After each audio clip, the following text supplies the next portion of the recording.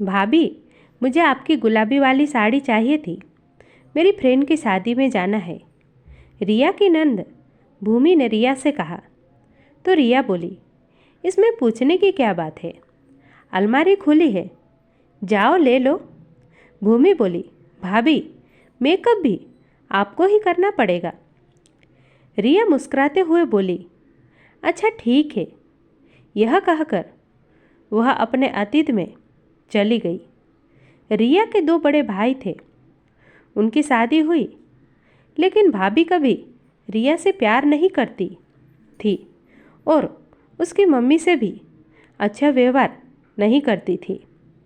रिया ने सिर्फ एक बार अपनी भाभी से बैग मांगा था, तो भाभी ने बहुत ही अपमानित करते हुए कहा था कि इतने महंगे बैग के तुम्हारी औकात नहीं है।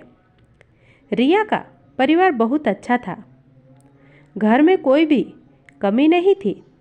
रिया के पापा की भी बहुत ही अच्छी नौकरी थी। बस भाभीयों को रिया पसंद नहीं थी, क्योंकि रिया अपने भाइयों की लाडली थी, लेकिन वह बहुत समझदार थी। कभी भी अपने भाई से भाभी की शिकायत नहीं करती थी। रिया के संस्कार बहुत अच्छे थे, वो रिश्ते बनाने में विश्वास रखती थी। रिया की शादी बहुत अच्छे परिवार में हुई। रिया की शादी बहुत धूमधाम से हुई थी। उसके मम्मी पापा ने कोई कमी नहीं रखी उसकी शादी में, और उसके पति अमित भी इंजीनियर थे। अमित और उसकी माँ दोनों रिया के व्यवहार से बहुत खुश थे और संतुष्ट भी थे कि बहू अच्छी है तो मेरी बेटी का मायका सदा बना रहेगा। रिया ससुराल में बहुत खुश थी। उसका व्यवहार से ससुराल वाले भी बहुत खुश थे। रिया ने सबके दिलों को जीत लिया था। शादी के 2 महीने बाद रिया का जन्मदिन था, तो अमित ने उसे एक बहुत ही खूबसूरत गुलाबी साड़ी उपहार में दी थी और साथ ही एक डायमंड की रिंग भी दी थी। माँ और ससुर जी ने भी उपहार दिया। बहुत ही अच्छी तरह से रिया का जन्मदिन मनाया गया। रिया के मायके से भी सब आए थे। भूमि के फ्रेंड की शादी थी, तो भूमि वही पिंक साड़ी पहनना चाहती थी। उसने पूछा, तो रिया बोली, पूछने की क्या बात है। रिया ने भूमि को अपने हाथों से साड़ी पहनाकर मेकअप किया।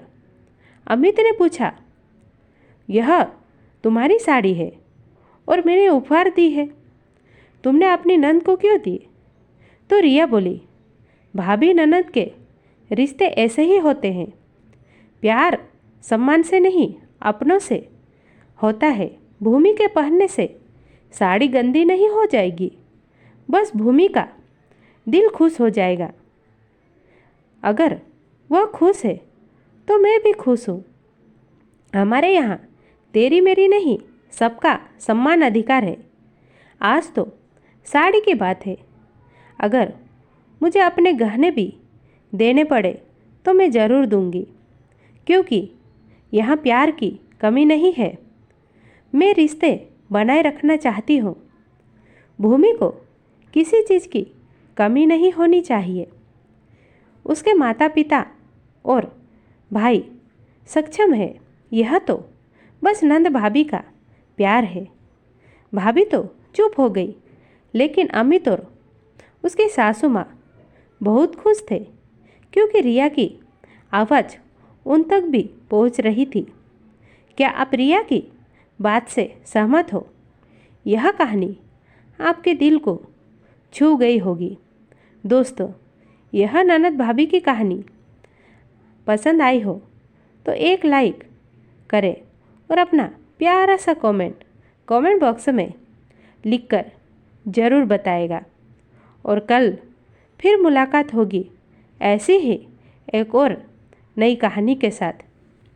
ऐसी ही कहानियाँ पढ़ने और सुनने के लिए मेरे चैनल को सब्सक्राइब करें। धन्यवाद आप।